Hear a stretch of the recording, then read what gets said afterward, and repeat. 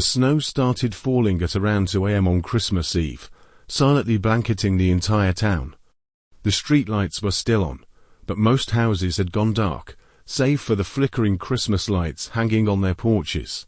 I was walking home from a bar, sweater slung over my shoulder, gloves stuffed in my pockets, boots crunching into the fresh snow.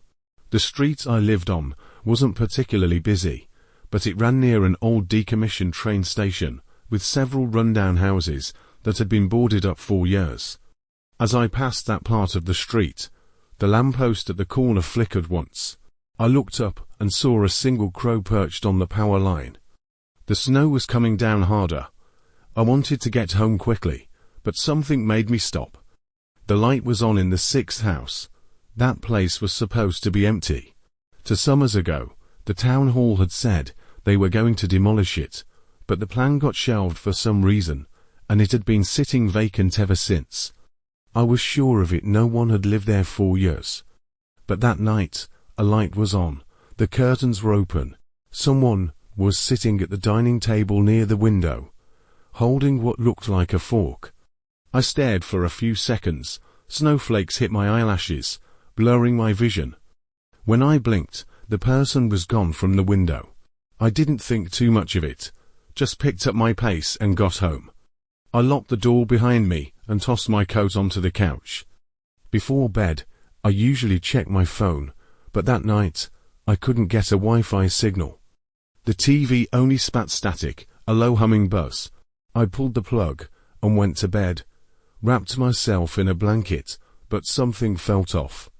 Not fear, exactly, more like the silence in the house was wrong, like something was missing. Or something extra was there. Around 3:30 a.m. someone knocked on the door. It started soft, just a gentle tap tap tap, like knuckles on glass. I didn't move, thinking maybe it was a drunk who got the wrong house. But then the knocks grew louder, heavier, thud thud thud in steady rhythm. Without pause, my heart was suddenly pounding. I put on my slippers, walked to the living room, and looked through the peephole. No one was there. The snow outside was untouched, no footprints. Just a smooth, clean sheet of white. I didn't open the door. I just stood there, staring. And then, from under the door, I heard a voice, soft, short. "Is anyone there?" It sounded like someone whispering straight into the crack under the door. I stepped back. The voice stopped. I turned off the lights in the living room, went back to my bedroom, and pushed a chair up against the door. Nothing else happened that night. I didn't fall asleep until around 7 a.m. when I woke up. My phone worked again. The snow had stopped. The street looked perfectly normal. I brushed my teeth, fried an egg, brewed some coffee, trying not to think about the night before. But I still found myself walking to the window and looking across the street at the 6th house. The curtains were closed, but the door wasn't shut. It was slightly ajar, like someone had rushed inside and forgot to close it all the way. I didn't leave the house that day, but that door kept nagging at me, like a thorn in my thoughts. By dusk, I gave in. I put on my coat and crossed the street. I stood at the doorstep for a few seconds. The wind carried a faint smell out from inside, burnt wood mixed with wet fabric. I didn't knock. I just pushed the door open. It creaked. There were no lights on inside, but some daylight still crept through the windows. The moment I stepped in, I felt a dampness underfoot. The carpet was wet, like someone had spilled water, or snow had melted, and no one cleaned it up. The air was cold, but not like the chill outside. It was a cold that felt like it belonged to the house. I walked into the dining room. The table was still set, just like what I saw from the street. A fork stuck into a piece of meat. A half-full glass of red wine, the surface so still, it looked like glass. The chair was empty. I wandered around. The whole house felt like someone had just left. There were half-burned logs in the fireplace, dirty dishes in the kitchen sink. But one thing was wrong: every mirror was missing. There were outlines on the walls where mirrors used to hang. The adhesive and nail holes were still there. In the bathroom, You could even see leftover glue where a mirror had been yanked off.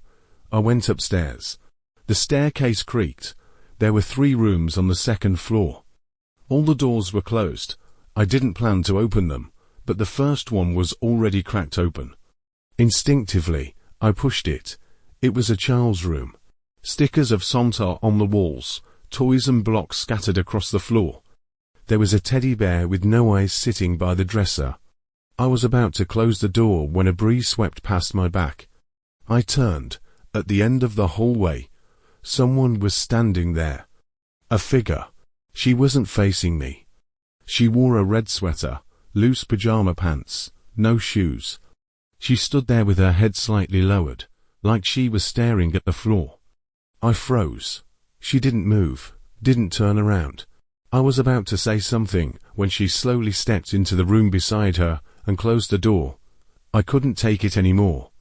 I bolted down the stairs, flung open the front door, and didn't stop running until I was back inside my house with the bedroom door locked behind me. I didn't sleep that night. The next morning, Christmas Day, I drove 2 hours to my sister's place, saying I'd changed my mind and wanted to spend the holiday with them. She roasted a turkey. Old Christmas songs played in the background. Her kids tore open gifts in the living room. I sat on the couch, cocoa in hand, but all I could think about was that house.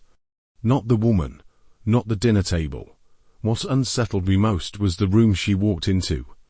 Because I saw it clearly through the crack in the door, one entire wall was covered in mirrors. Perfectly intact, not a speck of dust, each mirror clean enough to reflect everything. And I remember it clearly before she stepped in. That room had no mirrors. What really chilled me was that in the reflection, she never moved. The real woman stepped inside, closed the door, but her reflection stayed exactly where it was, standing, still, facing away from me. When I got back home, I called the town office and told them the lights were on in the 6th house. The person on the phone sounded puzzled. Said that house hadn't had any registered occupants in years. Water and power had been shut off long ago. No permits had been issued to reopen or renovate. He said he'd send someone to check it out within a few days. 2 afternoons later, I stood by my window and watched 2 men from the town office show up. Middle-aged, one wore a cap, the other held a walkie-talkie. They talked for a minute, then pushed the door open and stepped inside. At first, nothing happened, but not 5 minutes later, the door flew open. One of them came running out, pale as a sheet, muttering something under his breath as he jumped down the steps and sprinted to the car. The other stumbled out after him, glanced back at the house, took 2 steps backward, and then followed. They drove off fast, never looked back. The lights in the 6th house haven't turned on since, and I do my best not to look at it either. It was Ethan's 3rd day out of town for work, and my first night alone in the little house he rented. The place was far from the city, with just a few neighbors scattered down the road. At night, the shadows from the trees in the front yard looked like people pacing back and forth. I ordered pizza delivery, but barely ate half before shoving the box into the fridge. I curled up on the couch, watched a couple of old episodes of some show, and when my phone was about to die, I didn't even bother finding the charger. I just dozed off right there. When I woke up, the living room was still on, and through the crack under the door I could hear a low murmur, like someone whispering outside.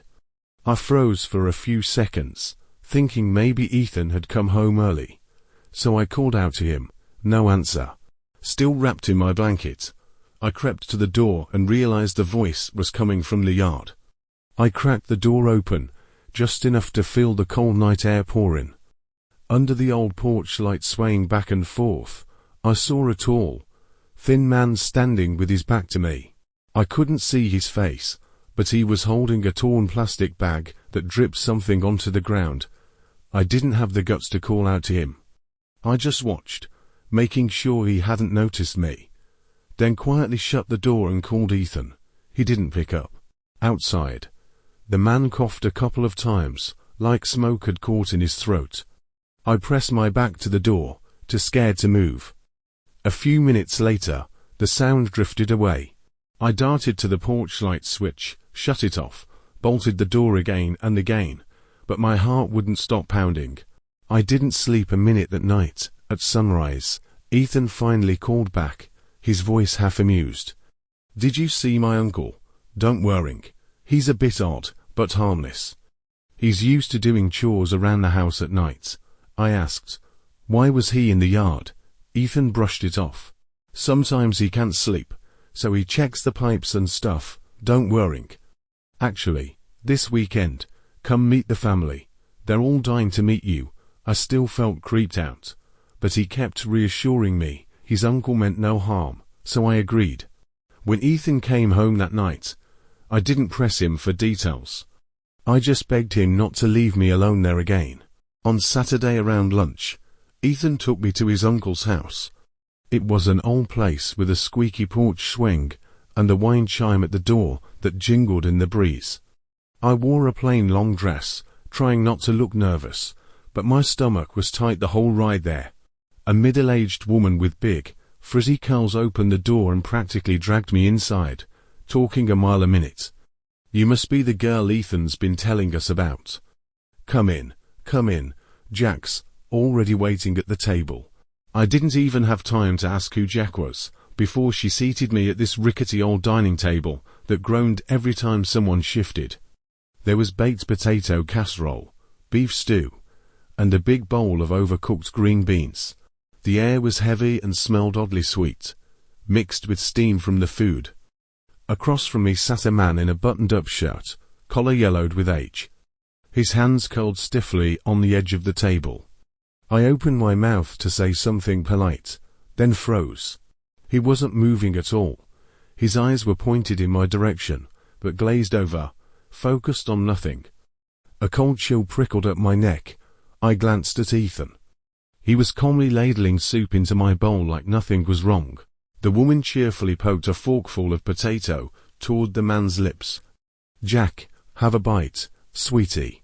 Look, we have company." The fork tapped his mouth. His head twitched, but he didn't open up.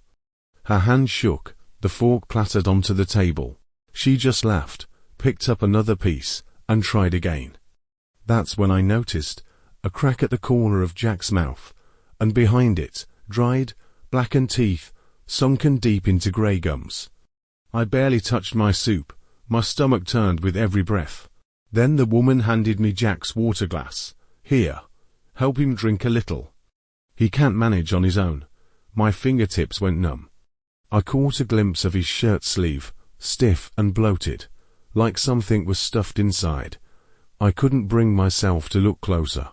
I just heard the woman coaxing him gently, "Slowly now, don't choke." She poured water into Jack's mouth. It spilled down his chin, soaked his shirt, dripped off the chair legs onto the floor.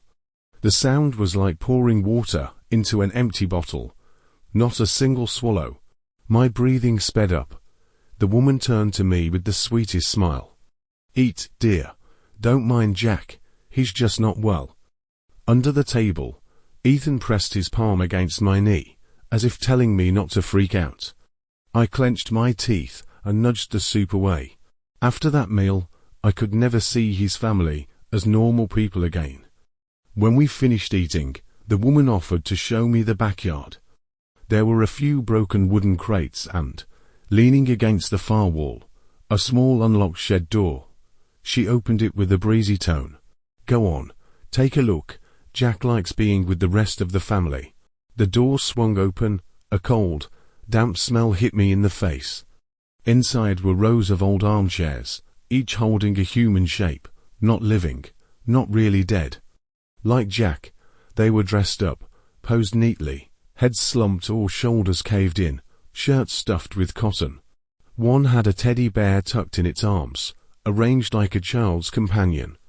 Beside me, the woman murmured gently, "Don't mind the mess. Jack hates feeling lonely. He needs his family close by." I couldn't speak. The taste of bile burned the back of my throat. On the drive home, I didn't say a word. Ethan kept his voice soft, like he was soothing a startled pet. They won't hurt you, don't overthink it. Jack's always been my favorite uncle. Back at the house, I locked myself in the bedroom and didn't sleep a wink. At dawn, while Ethan was outside in the yard, I called a cab, didn't even pack, and ran. After that, I never spoke to Ethan again.